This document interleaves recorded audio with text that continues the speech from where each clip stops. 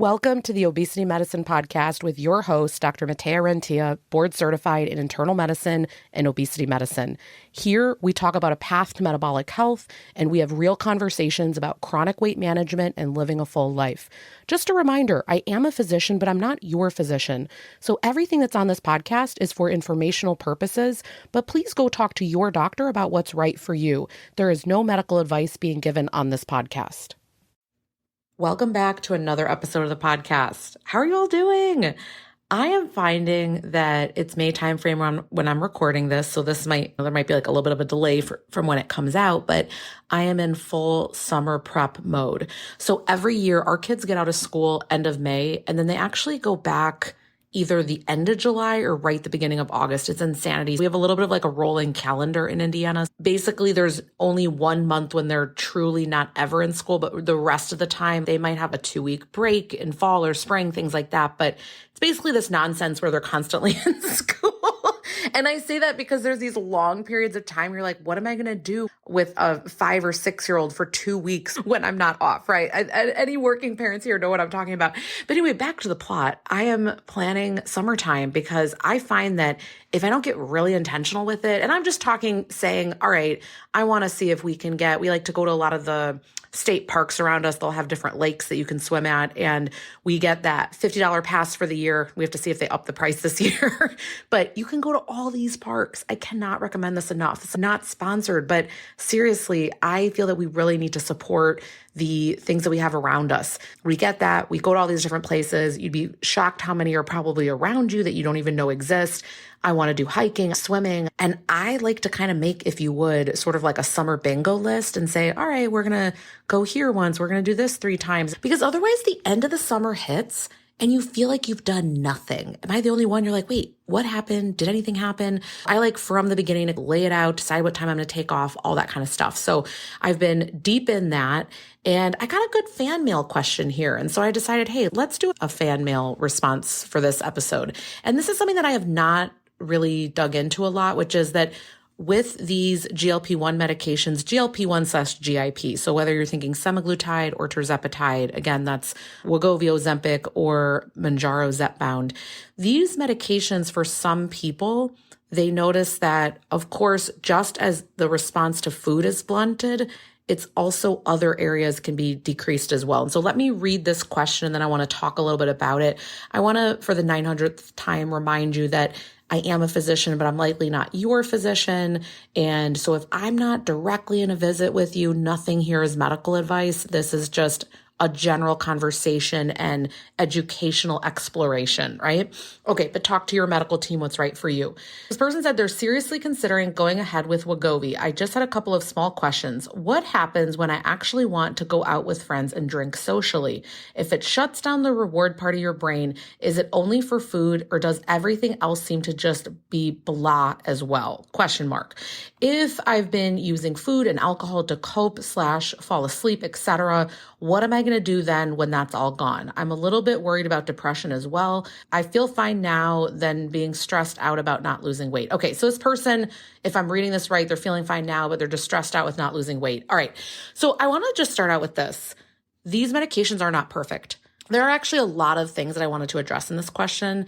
The first thing that I really want to address here that's really significant is that this person is really cluing into that they've been using potentially food and alcohol to cope or fall asleep, things like that. So you're using tools maybe in a way that they were not intended. Definitely with alcohol, you know that I'm not a fan of alcohol, and I don't ever judge whatever your habits are. The problem with alcohol is, number one, we know that it's known to cause different cancers and things like that. And I mean, like, this is like well established at this point. But thing number two that's a lot more significant when it comes to the metabolic health and the weight management area, it's that when you use alcohol, you actually get less really deep REM restorative sleep.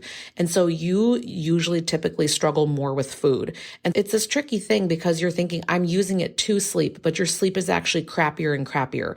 And so it's tricky because you keep thinking that you're using it for that reason, but you actually keep shooting yourself in the foot.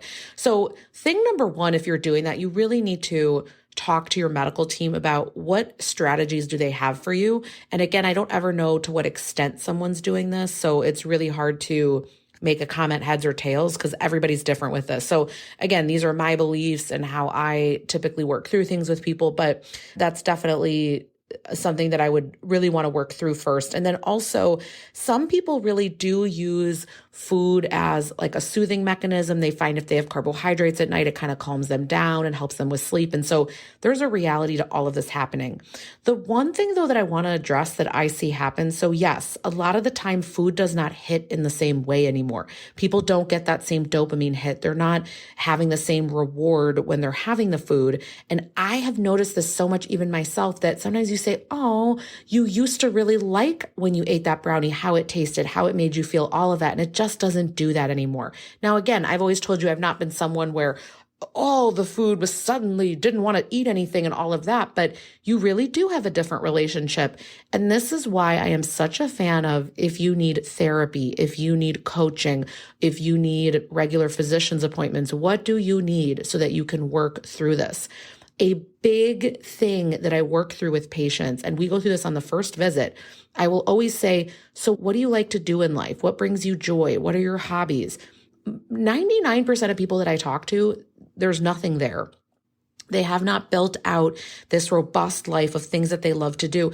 And the reason that I bring this up, because a lot of people think, well, I'm here for weight loss. I'm here for the blood sugar going down, things like that. So here's the challenge.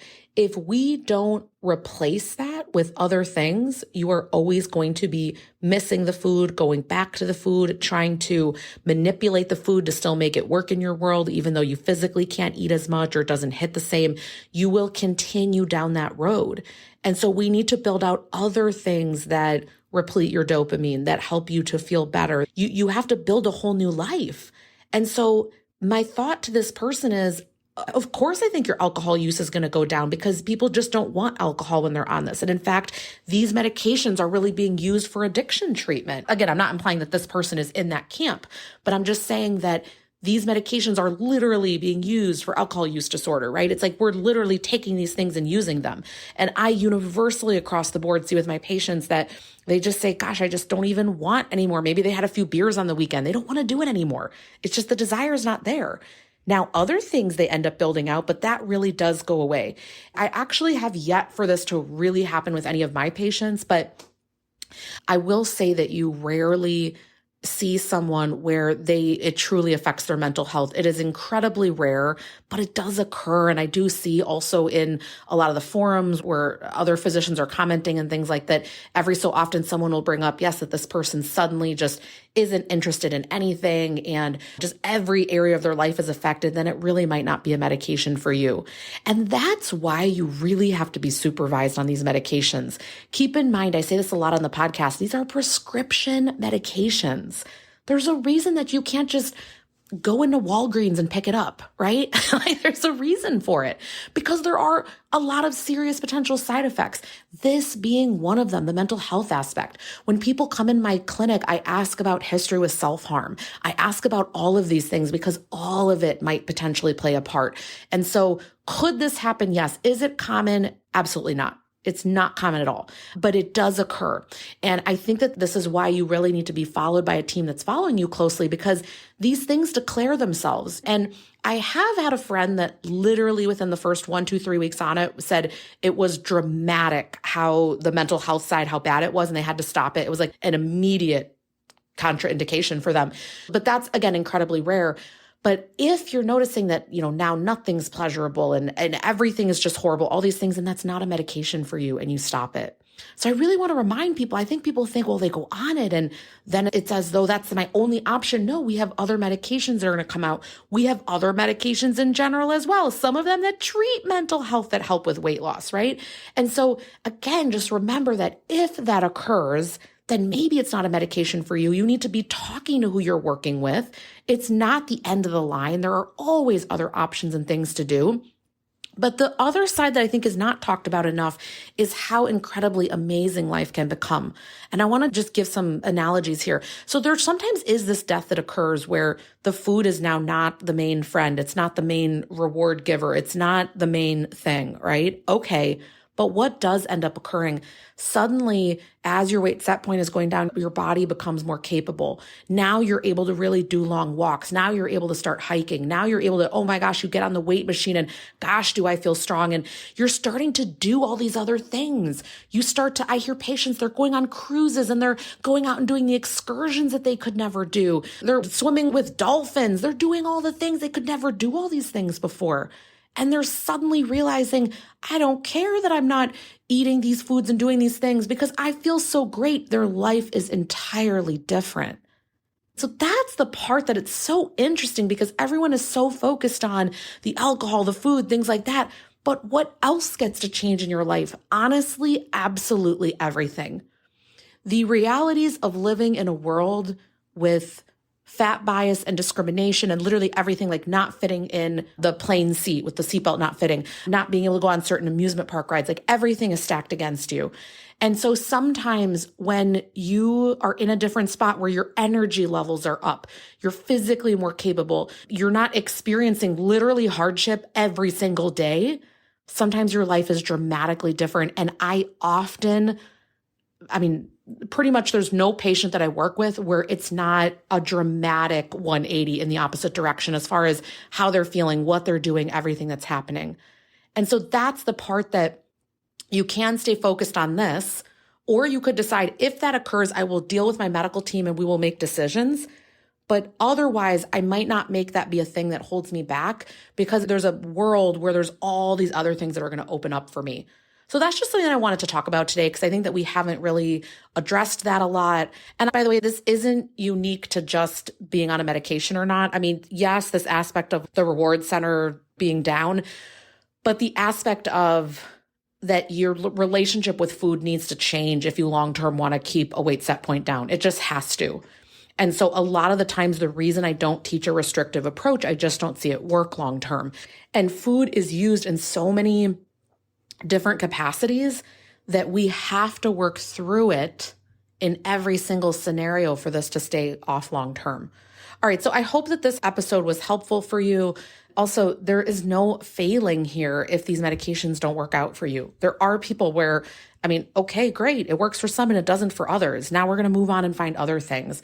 So don't get too anchored in that if that is your scenario. But again, there's usually a whole other world that opens up. All right, I hope you have a great rest of the week and that you are maybe having some good weather by you. You're getting out, you're active, you're maybe getting hydrated, right? We haven't talked about that for a minute, but I hope that you have a great rest of the day and week, and we'll talk soon. That marks the end of today's episode. But if you're newer to the podcast, I want to tell you about something that we have, and it's a free podcast roadmap. So this is perfect for any of you that are listening where you want to be directed to very specific episodes. So let's say that you are just starting out and you want to know, what should I do right when I start on the medications? Or you're experiencing certain side effects on the GLP-1s, or you want to know what to do if you're in a plateau, or if emotional eating is taking over, or if hunger levels are high. So we have many different categories of episodes that we've talked about because there's a lot at this point. So if you want to be able to navigate that very easily, we have it broken down by category and also the episodes that are there, and we hyperlink to everything. So you can just click on it and find the episode, easy peasy. If you want that, you can go to renteaclinic.com/podcast roadmap. We'll have it linked right here underneath the show notes where you're listening. And you can go ahead and get that free resource so that it makes it easy for you to navigate, because I know that it's really hard when someone has an established podcast. I am such a podcast fiend. I'm listening to podcasts all day long. And when I find one that I love, but there's a lot that are out there, I am so lost. So I hope that you enjoy this free podcast roadmap. Again, the link to get to that is going to be renteaclinic.com/podcast roadmap. I hope this is helpful, and let me know if you have any questions.